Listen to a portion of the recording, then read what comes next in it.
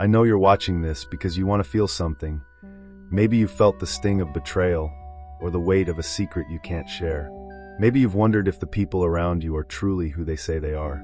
I know that feeling. It's like walking through a fog, not sure what's real and what's just your mind playing tricks on you.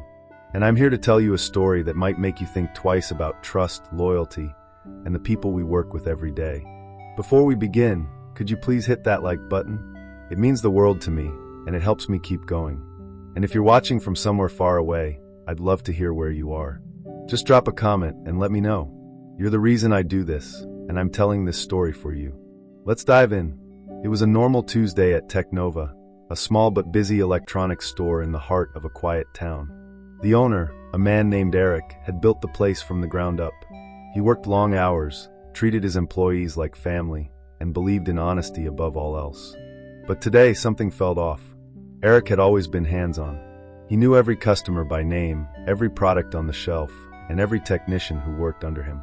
But as he walked through the store, he couldn't shake the feeling that something wasn't right. He stopped at the counter, where two technicians, Marcus and Leo, were working on a new smartwatch. They were good, loyal, and had been with him for years. But today, their conversation caught his attention. "Do you think he'll ever find out?" Marcus asked, his voice low. Leo looked up, his eyes scanning the room before he spoke. "Not unless someone talks."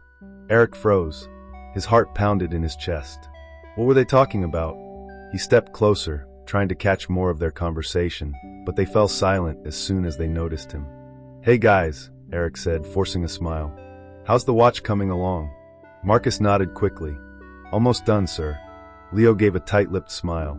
"Yeah, almost done." Eric didn't push further. He just walked away, his mind racing. What were they hiding? Why did they sound so nervous? He told himself it was nothing, just paranoia. But deep down, he knew something was wrong. Later that evening, after closing the store, Eric sat alone in his office, staring at the files on his desk. He had been planning to expand the business, to open another location, but now he wasn't sure. If there was a problem, he needed to find out. He decided to go undercover. He would walk into his own store, pretend to be a customer, and see what happened. It was a risky move, but he had to know the truth. The next morning, he dressed in casual clothes, put on a fake beard, and walked into Technova. The store was quiet, the usual buzz of customers absent. He wandered the aisles, pretending to look at gadgets, while keeping an eye on the technicians.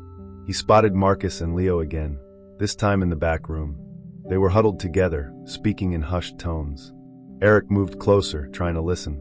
"I don't know Marcus," Leo said. "What if he finds out? We've been doing this for months." "I know," Marcus replied. "But we can't stop now. We have to finish what we started." Eric's blood ran cold. What were they talking about? What did they mean by finish what we started? He wanted to confront them, but he held back. He needed more proof. Over the next few days, Eric kept up his cover. He watched, listened, and tried to piece together what was happening. He noticed that some of the products were being tampered with, that certain items were disappearing without explanation. One night, he overheard a conversation that changed everything. "I don't like this," Leo said, his voice shaking. "We're risking everything." "I know," Marcus replied, "but it's too late to turn back now." Eric's heart pounded. He finally understood. They weren't just stealing. They were selling stolen goods, passing them off as new. It was a scam, and they had been doing it for months. He had trusted them, believed in them, and now they had betrayed him. That night, he went home, his mind spinning. He had to make a decision. He could expose them, ruin their lives, and lose the people he thought were family. Or he could let it go, pretend he never heard anything, and try to move on. But he couldn't do that. He had to protect his business, his reputation, and the customers who trusted him. The next morning, he walked into the store, still in disguise, and confronted Marcus and Leo. He didn't yell, didn't accuse.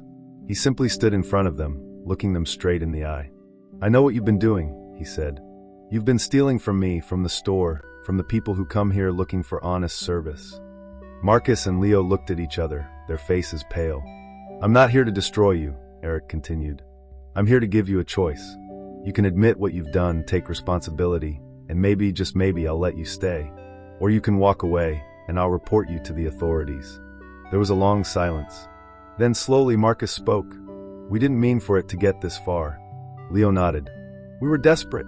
We needed money, and we thought we could get away with it." Eric sighed. Desperation doesn't excuse dishonesty. He left them to think, then returned to the store, his heart heavy. That night, he made a decision.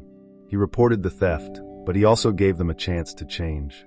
In the end, Marcus and Leo left the store, but they were given a second chance. They found jobs elsewhere, and eventually, they turned their lives around. Eric learned a valuable lesson that day. Trust is fragile, and once broken, it's hard to rebuild. But sometimes, even in the darkest moments, there's a chance for redemption. And that's the story of how one man discovered the truth, faced his fears, and chose to believe in the possibility of change. What would you have done in his place? Would you have walked away, or would you have given them a second chance? I'd love to hear your thoughts. And if you're watching from somewhere special, let me know where you are. Your presence means the world to me. Remember, no matter how dark things seem, there's always a way forward. Keep believing, keep trusting, and never stop looking for the truth. Thanks for watching.